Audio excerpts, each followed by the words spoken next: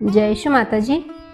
क्या आपने कभी ये सोचा है कि एक बहन अपने भाई की रक्षा के लिए क्या कर सकती है? क्या वो अपना जीवन दे सकती है? क्या कोई बहन खुद को मिटा सकती है बस अपने भाई को बचाने के लिए? आज हम आपको ये बताने जा रहे हैं कि एक ऐसी दिव्य बहन की कथा जो केवल पौराणिक नहीं है बल्कि सूक्ष्म जगत की साक्षात शक्ति है। वो है विष्णु माया की कहानी। इस कहानी में त्याग, प्रेम, चेतना और सहयोग का गहरा संबंध है। तो अंत तक जरूर सुनिए, क्योंकि यह रक्षाबंधन आपके लिए सिर्फ एक त्योहार नहीं है बल्कि आत्मा से आत्मा को बांधने वाला बंधन बन जाएगा। बहुत समय पहले मथुरा में एक राजा अत्याचारी था। वो था कंस। उसकी बहन थी देवकी और उसका विवाह हुआ था वसुदेव से। शादी के दिन एक आकाशवाणी हुई, देवकी का 8वां पुत्र ही तेरा वध करेगा। यह सुनते ही कंस डर गया। उसने देवकी और वसुदेव को जेल में डाल दिया और एक एक करके उनके 7 पुत्रों की उसने हत्या कर दी। श्री कृष्ण का जन्म और विष्णु माया की लीला देखिए क्या होती है।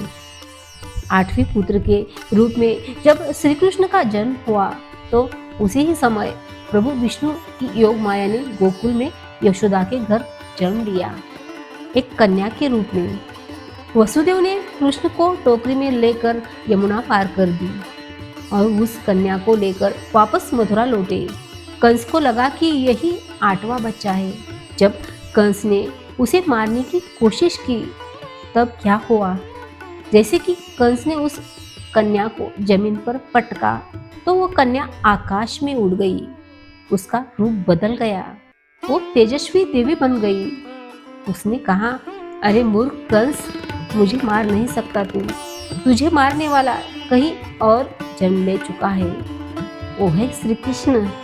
वही कन्या थी विष्णु माया, जिसने खुद को मिटाकर श्री कृष्ण को सुरक्षित रखा और आकाश में उड़ गई।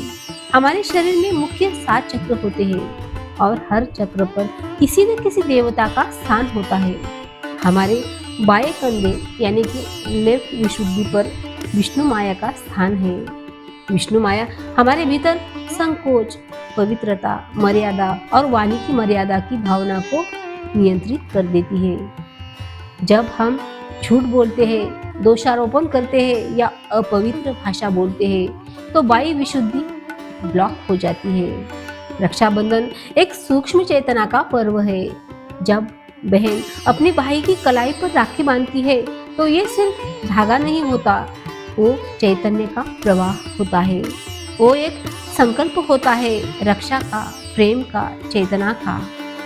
और जब भाई उस प्रेम को स्वीकार करता है तो वो एक खुद शक्ति बन जाता है, अपने प्रति जागरूक, दृढ़ और सहज हो जाता है।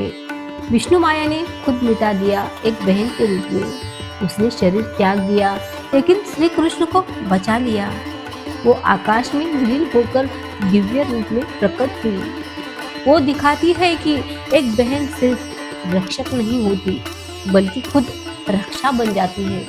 हर बहन में विष्णु माया की शक्ति होती है और हर भाई में श्री कृष्ण का सामर्थ्य होता है। जब ये दोनों प्रेम, त्याग और चैतन्य से जुड़ते हैं तभी सच्चा रक्षाबंधन कहलाता है। आप सभी को रक्षाबंधन की हार्दिक हार्दिक हार्दिक शुभकामनाएं, प्रेम, चैतन्य और सहजता से परिपूर्ण। जय श्री माता जी।